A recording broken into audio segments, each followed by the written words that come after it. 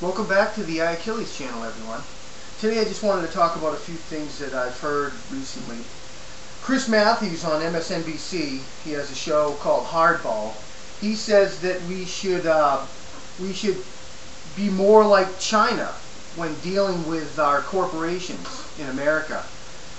And he was referring to the oil spill in the Gulf of Mexico. And he believes that we should be more like China and execute CEOs.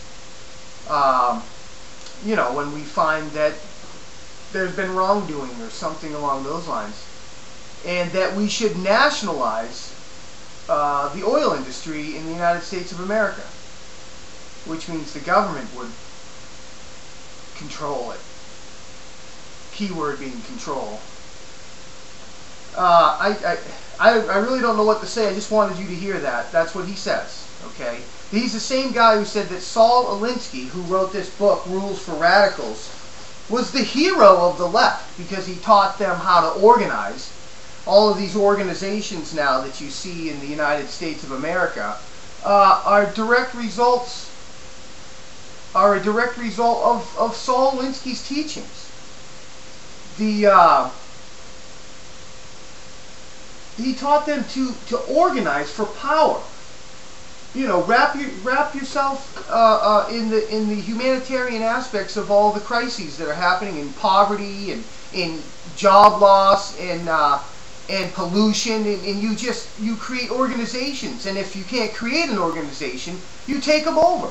These are some of the organizations that the progressive movement under Saul Alinsky's tutelage have created or taken over that now do not do what they say.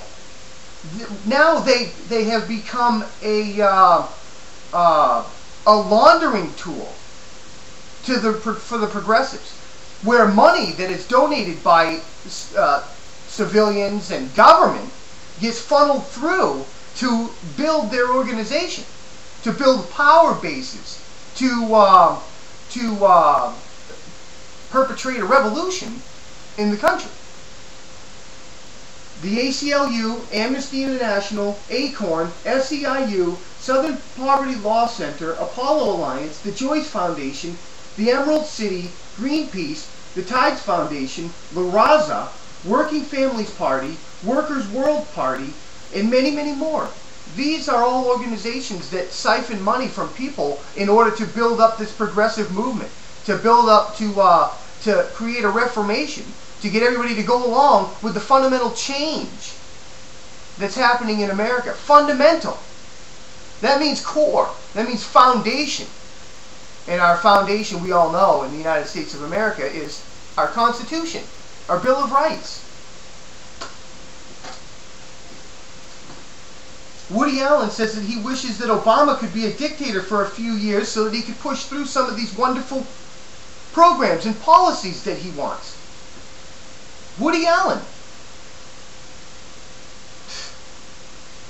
a dictator for a few years, just a few, because Woody Allen knows something we don't know. Dictators are, they're just good people. They just want to do good things. And if we tell him he has to give the power back in 2 years, 3 years, he will, because dictators are really loving people. History has shown that dictators slaughter and murder their population. But we're wrong about that. We're wrong. The leftists in this country understand. As long as you have one of their people in the dictatorship role, it will be all hunky-dory for the people. This utopia can come to fruition. Do you understand that Bill Maher wants you to believe that the people of the United States are stupid? So what's happening is all of the people who don't want to be stupid adopt these people's way of thinking.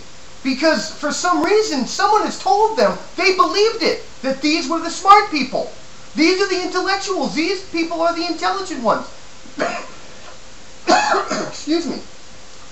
But the people fighting for individual rights and to maintain America as a sovereign nation are the idiots. The people in the streets in the Tea Party are idiots. That's what they have convinced their followers. Even though nothing they say makes sense. If you take every one of their issues to a playground with 5-year-old children, you'd get the same answers they give. For example, the nuclear programs, nuclear weapons.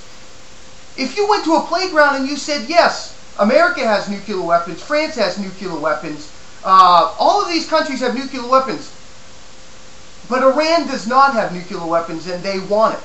These 5-year-old children have been taught fairness and to share. And that if little Joey has an ice cream, then I should have an ice cream. So the little 5-year-old would say, yeah, it's only fair. If we have it, they should be able to have it. And I have heard adults say this. I've heard people on the left say this. Do you understand? It's like dealing with children. And that's what they've done. They've gathered up all these children. They've convinced them that they are smart. That they are more intelligent than the people who are fighting for their individual liberties. People who are fighting for the Constitution. Isn't that incredible? They've convinced these people that they are the smart ones. That's why you hear all the time on YouTube or wherever. You're a knuckle dragger. You're a flat earther. These are all signs of stupidity. Do you know what I'm saying?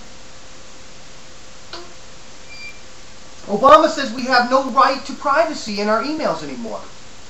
They won't need a warrant to check your emails. Does that sound like freedom? I think we already have a dictator. What do you think? Somebody better tell Woody Allen we already have a dictator. Someone who pushes forth bills against the will of the people. Someone who will not secure our borders, even though the American people want that to happen. That's a dictator. That's a dictator.